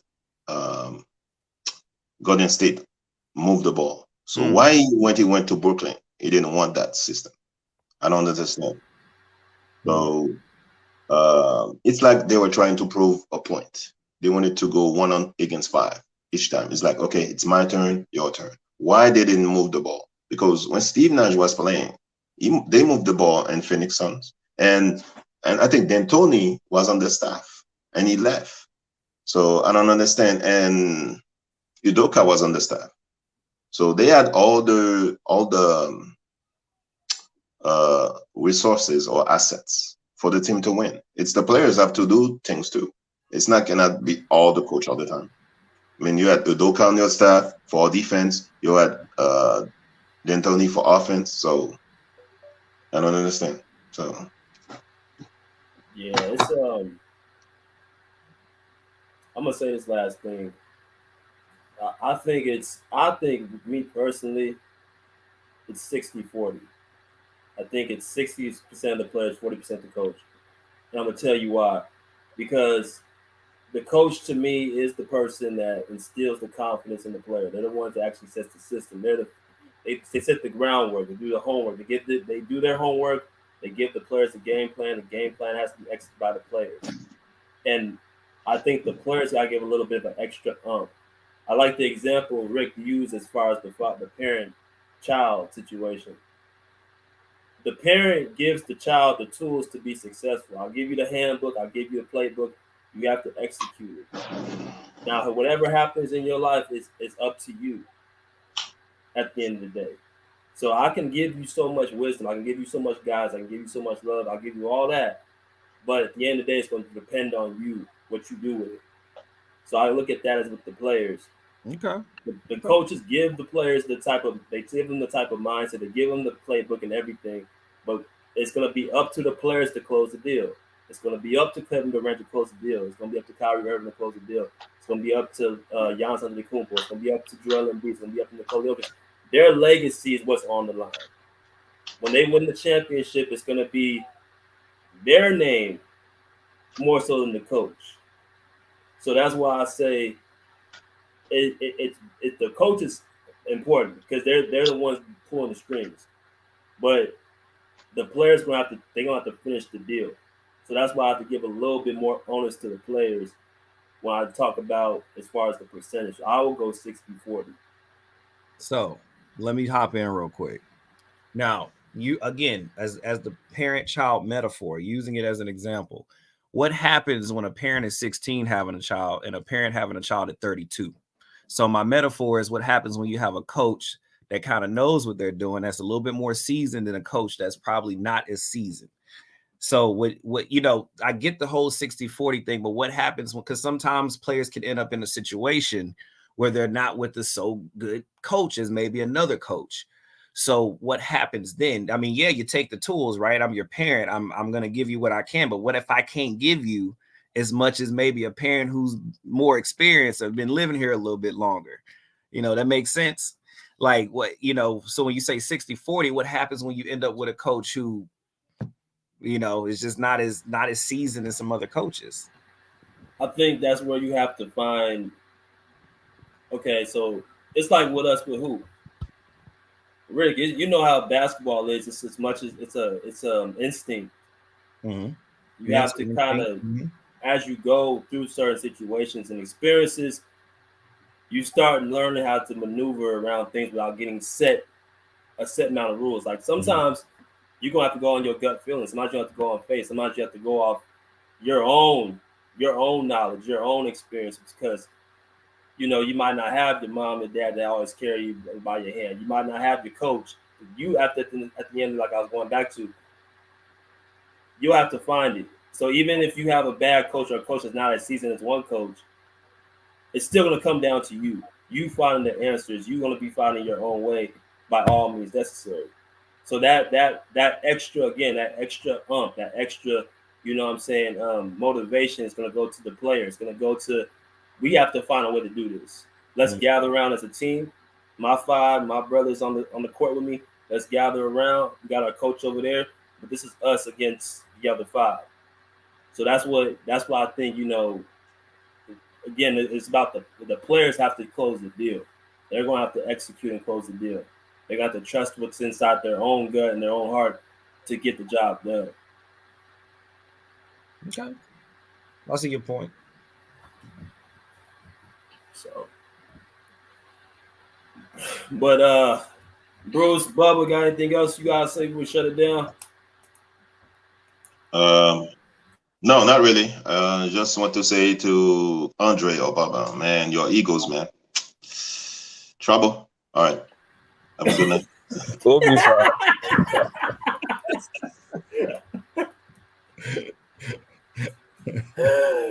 Bruce Cole, Bruce Cole care who you are. But you know what? He like messing with Bubba though. He just like messing with him. Yeah, he like messing with Bubba. Like, and B can have 100 points and 20 rebounds and 18 assists, and he'll be like, "Well, Joker's still the MVP." So right. I mean, Embiid had a triple double last night though. Man, we won't get.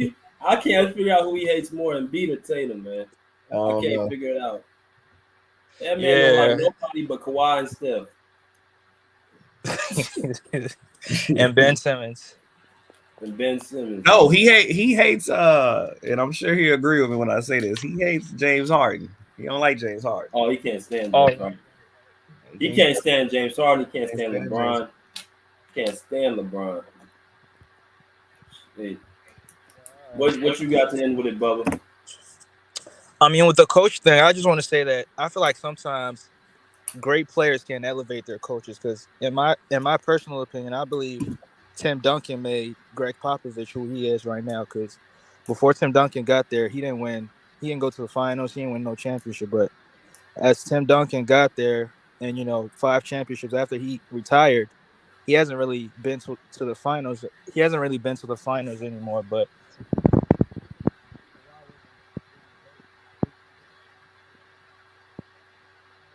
you cutting out, Bubba. Yeah, you cut out, Bubba. Oh, y'all can still hear me? Nah, a little bit. Can you hear me now? Yeah, you left off when you said after Tim Duncan left, he hasn't been to the finals. And then after Tim Duncan left, he hasn't been to the finals yet, So I believe in the KD and Steve Nash thing. Kevin Durant, as great as he was, he should have made Steve Nash better, because he is that great of a player. And when you have a talented player like that, he should 9 times out of 10 elevate his coach. I mean, he had the chance to do it in 2021, but he came up short, which I believe they could have got to the conference finals. But the year after, he had the chance to do it, and to me, it looked like he quit, so he couldn't get the job done. Yeah, man. I definitely agree. But Somebody, Mellow Raleigh said, "Nigga, how you Dougie. gonna make a coach mad?" He said, "How can you make a coach?" Yo, okay, so Mellow, this is like I read it. That's what made me laugh because it was so random. So basically, what Bubba is trying to say is, man, is that pretty much before Tim Duncan showed up on the scene, he wasn't getting too far, right? Because remember, he had the what's the brother named Robinson? David Yeah, Dave Robinson was a Robinson. dog. David Robinson was a dog. I don't care what nobody say. That brother was a dog. He was a machine. And somehow he couldn't take that dog to the finals, right? So then you get old Timmy. He come through, and was it his first year? Yeah, no, his second year. His second year, he comes and he goes to the finals and he wins the championship. So I don't think what Bubba is trying to say is that, you know, a player literally makes the entire coach. I think, okay, using my parent reference, I do learn from my son, even though he has nothing to teach me experience-wise. But being a father in the setting itself, I can only learn things as a dad only if I have a son. So I think what I'm trying to say is, and what Bubba's trying to say is, with certain players, they can show you a different perspective, really, with yourself and how to come at things than if you never had them. Because it's really hard to speak. It's really hard to speak on something you never really can be in or can do. So when you have a great player like a Tim Duncan, or you have a great player like a Steph Curry, or a great player like a Kobe or a Shaq, like great all-time players, you could be a good coach or a decent coach. But when you get players like that, I mean, think if Phil Jackson never had Kobe, Jordan, and Shaq, would he still have 11 titles? Would he still be, you know, the famous Phil Jackson if he never had those type of players on his team? No. So I think that's where Bubba's kind of the angle. Bubba, correct me if I'm wrong. You got it right. I think that's the angle he's coming at. Will the coach ever really, you know, progress or or evolve as a coach without certain players coming into their life? You know, I think that's what he's trying to say. But he can correct me. Yeah. Yeah, but all right, my man Andre, Bubba, Happy New Year. You know what I'm saying? We are back 2023, man. Definitely. You've been one of the few. You've been one of the few, man. Yeah. You've been one of the few that's been with us for a long time. So we definitely appreciate it. Definitely appreciate you being here, man. Oh yeah, Bubba. Yeah, he one of the day ones, man. Yeah. Him, Bruce. Yeah. Who was it? Somebody that was hanging out? Well, Herm about to be the third one. Yeah, Herm been around Herm, Bruce, and Bubba been around the longest. Yeah. Since from the jump. But everybody else coming along, man, you know what I'm saying? Pagan, big fan, Breezy, Brooklyn Nets, you know what I'm saying? I like Breezy. Mellow man. Riley been around too. He's been but Mello be trolling sometimes. Mello love KD. Mello love KD. Yeah. He love KD, man. That's all right. Say nothing about that, about KD. But I mean, I hope he gets it done this year because Jack Vaughn gonna be the next victim of him. We'll see what happens, man. But all right, hey, man. We'll see you next time, brother. All right, salute, peace. All right, man. So we've been on for about a little less than 2 hours, bro. So I think we're gonna end it right here, bro. But again, my man, happy birthday to Rick. You know what I'm saying? Everybody in the comment section, give Rick, you know what I'm saying? It's happy birthday, man. Like I said, the co-host of the Pull Up Basketball Podcast, couldn't do without him. You guys like to send your love to the Cash App, $ BJ Matthews, and to Rick, you know, for his birthday, man. Definitely would appreciate it. And I'll let you end the show, man. I'll let you end the show. Hey, y'all already know who it is. It's your co-host that does it the most. It's Rick Masters, man. Again, yes, it is my birthday. Big fan Breezy with the Brooklyn Nets vlog. Thank you so much, BJ. Thank you so much. Everybody who wished me a happy birthday, thank you so much. Hey, I'm just grateful that I'm still here. So that's what I'm really happy about, man. You got people who are my age in wheelchairs and hospitals dying right now. So I'm thankful I can talk. I can sit down with my best friend and sit down with you guys. So I do not take that for granted. Thank you for your energy, your love, and thank you for being a part of this show, man. Like BJ always said, we can't do it without y'all. Okay, the show wouldn't be nothing without y'all. So I always like saying that after the show. We love when y'all hop in. You give your opinions, you give your facts, you give your stats. We love it because we like it to where everybody gets involved, and then me and BJ can bounce off your head, and we can just go from there. So it makes it fun. So I really just want to say as a birthday, thank you. Thank you for showing up. Thank you for being here. I know BJ feels the same way. We love you guys. Many blessings to you and your families. I pray you guys all see your birthday this calendar year. And, let's keep rolling, man. So, hey, the Pull Up Basketball Podcast shirts, the red, the black, the white. You already know the tanks, the hoodies, the sweaters. Look, man, $35 to $40, man. You see Cash App, $ BJ Matthews. You already know. All you got to do is hit up BJ or me in our DMs at Rick Masters 23 on Instagram, Rick Masters everywhere else. We got the podcast. We got it on Apple, man. We got it on Spotify. We got it everywhere, man. So just tune in, check in. B Jizzle, back to you. I'm gonna throw that assist. My man said, you know what I'm saying, go ahead and get our shirts, our merchandise, $35 for the shirts, $40 for the sweaters, you know what I mean? And white, black, and red. Hit that like button, get the notifications out there, you know what I'm saying? And also comment, share, and subscribe to your friends. We respectfully say, pull up a seat, pull up a chair, pull up, out of here like swim well.